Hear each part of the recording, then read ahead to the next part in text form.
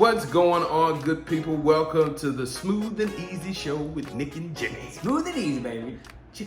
Anyway, so we are here because we want to share our expertise as it pertains to garage doors and all of construction with you. Today, we're going to be talking about broken springs. Yep. That's one thing that we see all the time, and we have people and they don't know, one, how to tell if their springs are broken, two, what to do and not to do once they find out their springs are broken, and three, if they should or should not deal with it themselves. So we want to go over a few things with you to try to make this as easy as possible as it pertains to knowing what to do when you have a broken spring. We make things so smooth and easy. And to prevent further damage to your door. That is the main thing. So one of the things that even before I come out to houses, normally when I'm talking to my customers, I'm asking them, okay, what's the issue? And when I can pretty much tell if it's a broken spring, they're saying, hey, it goes down fine, but it has a hard time coming up. Or it'll come up a foot off the ground and then it'll drop back down. Normally, that's a sign that the door is way too heavy. And the door is heavy because the spring normally lifts between 95 to 98% of the door. So once that spring is broken, even if it's a two-spring system, that is way more weight than the motor should be lifting. Correct.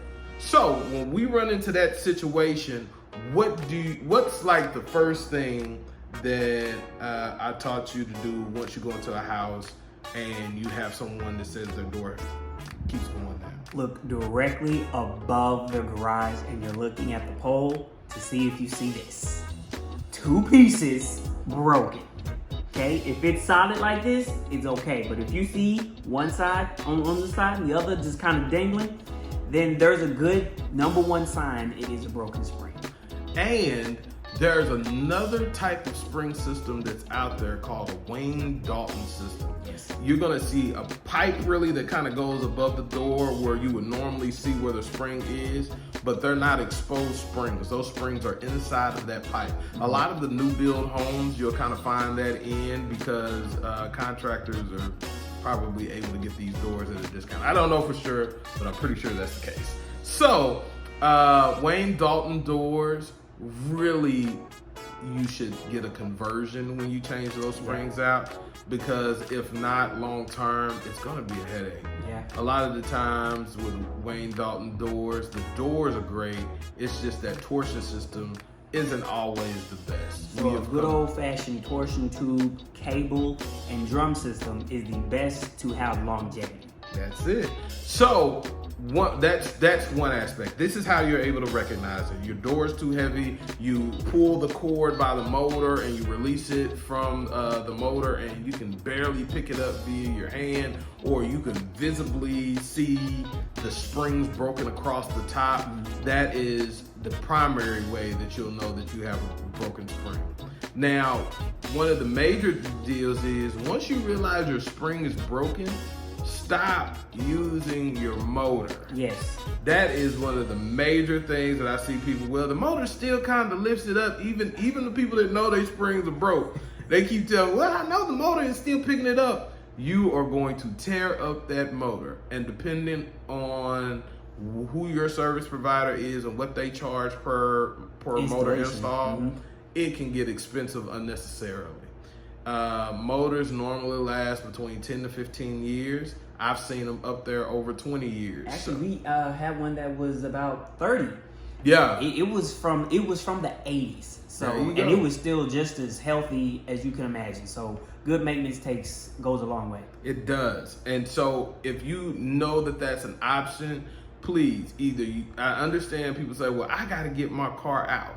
And that is when you either need to call a professional to help you get that car out, or you need to pull your remote out your car and have you or someone else you know with you.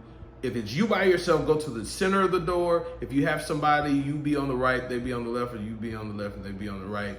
And you assist your motor in lifting the door to get the car out, Yeah. and then you allow the motor to let the door down, and you leave it alone After that. until a professional is able to remove the springs and get you some new ones. We'd like to thank our sponsor, Smooth and Easy Construction Services. Smooth and Easy Construction Services is a home service company that serves the greater DFW metropolitan area. They repair, service, and replace things like garage doors, roofing, fencing, and gutters.